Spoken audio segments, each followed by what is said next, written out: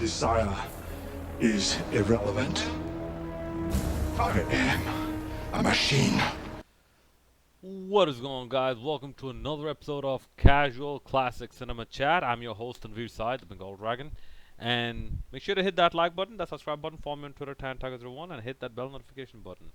Sorry there's been a bit of absence from me on YouTube, but like I said, something happened and my entire schedule got changed. And my time is running out in terms of me having time to complete my PhD. But that being said, this is a continuation of the build-up to Terminator 6 Dark Fate. And this month we're going to talk about Terminator 3 Rise of the Machine.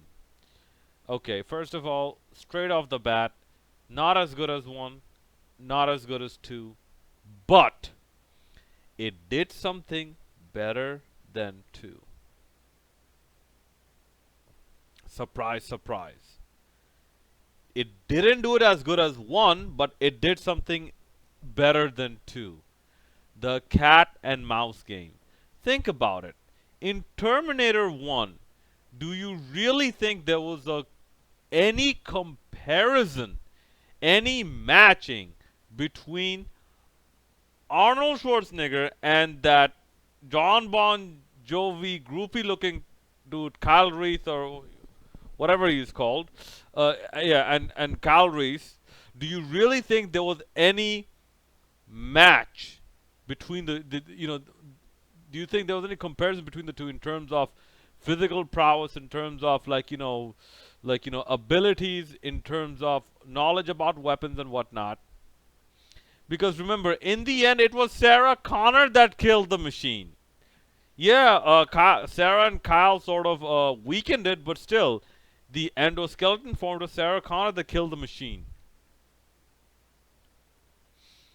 Okay, that cat horror element and cat and mouse game was kind of missing from the second one, because in the second one you had a T800 and you had a T1000. The T1000 was not that overpowered OP compared to the T800. Yes, it was vulnerable. No, sorry. Yes, sorry. It was almost invincible. It was invulnerable, sorry. It was almost invincible, but still, it seemed like until the end, it managed, the T800 managed to, thwart, thwart all the attempts of, liquid metal. It seems like, the T800 was doing just fine except the end. Until the end. And even in the end, it had to be because of a glitch and a deleted scene, apparently. Whatever. In fact, you did not need the deleted scene. Think about the second movie. You did not need the deleted scene for John Connor to know that the woman with an injured foot was not Sarah Connor, because behind the fake Sarah Connor, the real Sarah Connor showed up with a shotgun and told John to move. If the one with the shotgun was the fake Sarah Connor, that's the one with the shotgun. If that was T1000, that Sarah Connor would have shot John in the chest and basically caused him to die and fall in the molten metal as it is. If that was the T1000, so that glitching with the foot, the foot taking up the pattern of the grade, that was not needed. Because if you think about it, that did not add to the movie at all, and that's why it was a very smart move to keep it deleted. But anyways, in the third movie, just at the very beginning encounter, right at the very beginning encounter, one blast from the TX's loaded plasma cannon, it ruptured one of two hydrogen cells present in the T850, which, by the way, I saw the movie. I don't think it was ever stated by name, or it was ever verbally acknowledged that this was not the T800, this is the T850. So something there. Also, something tells me this movie was not. It wasn't as R-rated as the second movie, and there were some very corny bits. The Arnold showing up with the Elvis glasses, that was corny. Arnold saying "talk to the hand," that was really, really corny. Yeah, some of the special effects were not done right, the bad camera angles and whatnot, but it added to the second movie story because if you think about it, yeah, the third movie is ripping off the second movie. Wasn't the second movie ripping off the first movie? That two people will be sent back in time to say one to kill one person, one to save one person. One of them is a machine, one of them is a human. Then didn't pretty much the same thing happen in Terminator 2? The stronger of the two was sent to kill a person, and the weaker of the two was sent to protect the person. So Terminator 3 did it. I don't see that much of a problem. And I've seen some of the complaints that, like, even the way Arnie gets the glasses in the first one, he did it to hide his disguise. In the second one, he just found it. Wait, you're telling me a robot felt that glasses look cool? So a robot followed the robot's feelings of coolness and then put on some sunglasses. A robot. Yeah. I'm surprised people didn't point that out in the second movie, but they pointed it out in the third movie. Okay. That, and I also like that there is some good exposition in the third movie that it basically says the same thing that it should have been said in the first movie. And I'm sorry, if people are confused by this, I'm sorry. I'm sorry. You need to get your brains checked. Because remember, okay, here's a secret. I'll tell you about Terminator and about, like, Skynet and whatnot, and about John Connor. Here's here's a secret. And Terminator 2 pointed this out very well. Oh, and by the way, yes, there was another like really bad mess up. Like, John Connor was 14 or 15 when Terminator 2 happened, apparently, instead of 10. Like, no, no, no, that's wrong. That's wrong, because we are following on from the second Terminator timeline. We're not changing the past, we're changing the future. So if they get the past wrong, that is messed up. So yes, definitely, more negative points for Terminator 3. Okay, but here's the secret. As far as we know, the only thing inevitable from the Terminator movies we've seen, not the comics, not the Sarah Connor Chronicles, which I am not going to, I'm not planning to see, because I'm already paying money to watch the Terminator movies. I'm not paying extra money to watch the Sarah Connor Chronicles, where a female Terminator falls in love with John. You're called a Terminator! Why are you falling in love with John Connor? You're called a Terminator!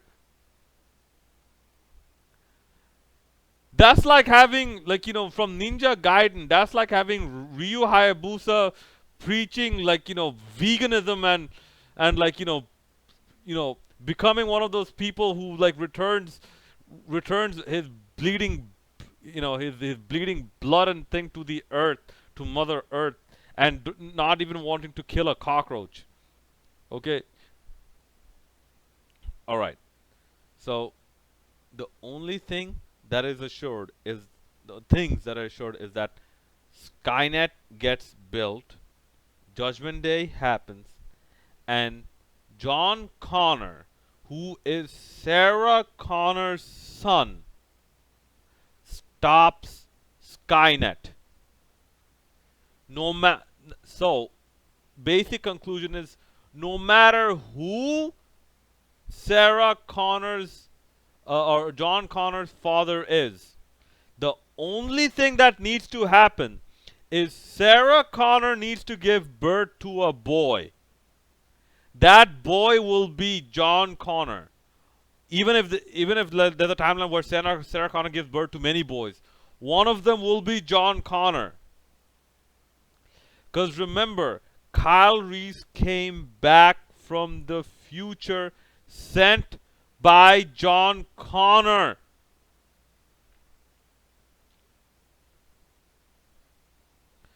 Okay, so that means that a future must have happened. Sarah Connor already had a kid. So, and this is why in the second movie, once the T-1000 gets into the police car, right? They pull up the records. They show father unknown. Very important thing. John, very important thing. John Connor's dad is essentially irrelevant, as long as Sarah Connor has a boy. Okay, so people complaining about that, I don't get it. And the T850 explains this very well. Okay, and even the ending, the the twist in the ending, I like that as well. I like that as well. Although, if you notice something, there's a military radio that says CQ.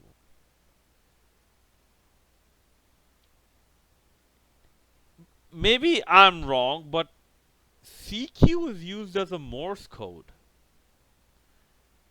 It was almost like a distress call, usually followed by a D. But a D is like, big time distress. Okay. Uh, but yeah, I also liked how the T850 used psychology to basically coerce the thing at times. The protagonists at times. They could have gone a lot of places with it, which they didn't, which was a bit of a letdown for me. They could have gone a lot more places with a lot of things they did, but there were some cool parts. Okay, like let's say there was one where like the TX was seated in the back seat, and the TX once the TX got the information where what's his name John Connor and Kate Brewster were located. The TX actually drove its hands through the back seat and through the driver, and then took hold of the steering wheel like that. So that was pretty cool. Cool. Another mess up that I did not like. Another moment that made no sense. I did not like is like at the cemetery. Once the police surrounded the cemetery, the T850 went back and did not kill anyone. Okay, the loose explanation for this is that after T2, the memory still remained that John Connor programmed the T800 not to kill anyone. So a similar looking T850, once he went back and finally killed John Connor, maybe Catherine Brewster reprogrammed it not to kill anyone as well, but that was never explained. So there are some loopholes, big and small, but not gaping. I wouldn't say gaping. Overall, I will say this is a even I would even say it's a good movie. It's not as good as one. It's definitely not as good as two, but it's not a bad movie. It's a good movie. And especially I like one part. I believe it was at the beginning of this video that desire is irrelevant. I am a machine. Very cool Arnold Schwarzenegger line. Very good Arnold Schwarzenegger line. And that is saying something. An Arnold Schwarzenegger line that is like, that shows anger, and that is kind of cool. When Arnold Schwarzenegger lines, especially from Terminator movies, are supposed to be blunt and cold and emotionless. But anyways, those are my thoughts on Terminator 3: Rise of the Machine. Let me know what you think about this movie in the comment section below. And as always, hit that like, subscribe, and bell notification button. This is Tanveer Syed, the Bengal Dragon, signing out.